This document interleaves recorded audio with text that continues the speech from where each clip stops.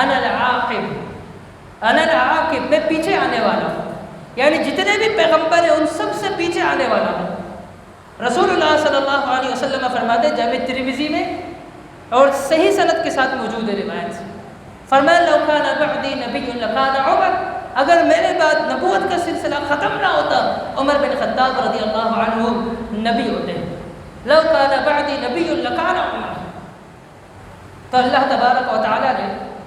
محمد مصطفیٰ صلی اللہ علیہ وسلم کو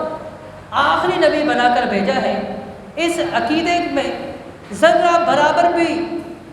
ٹیڑھا پن ہوگا یقیناً اس بندے کا ایمان کمزور ہوتا چلائے گا، اور جو شخص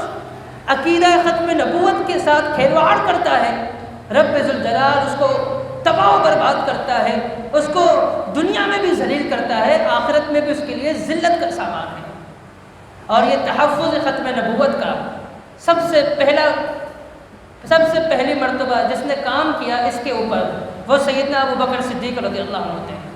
ابو بکر صدیق رضی اللہ عنہ کے دور خلافت میں مسیلمہ بن کذاب نے نبوت کا دعویٰ کیا۔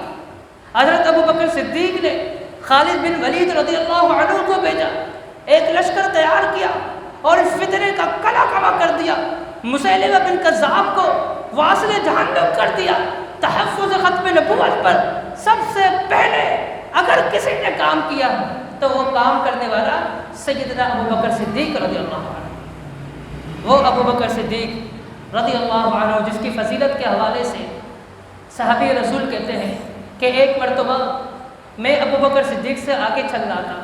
اللہ کے نبی صلی اللہ علیہ وسلم نے فرمایا کہ لما تمشی اماما،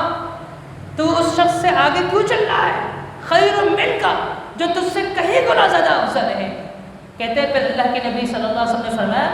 لأن ابا بکر الصدیق خیر من طلعت علیہ الشمس وغربت، ابو بکر صدیق ہر اس شخص سے افضل ہے جس پر سورج طلوع ہوتا ہے، جس پر سورج غروب ہوتا ہے۔ دنیا میں جتنے بھی لوگ آئے انبیاء کے بعد، محمد مصطفیٰ کے بعد، اگر کسی کی باری ہے، اگر کوئی شخص افضل ہے، فرمایا وہ ابو بکر صدیق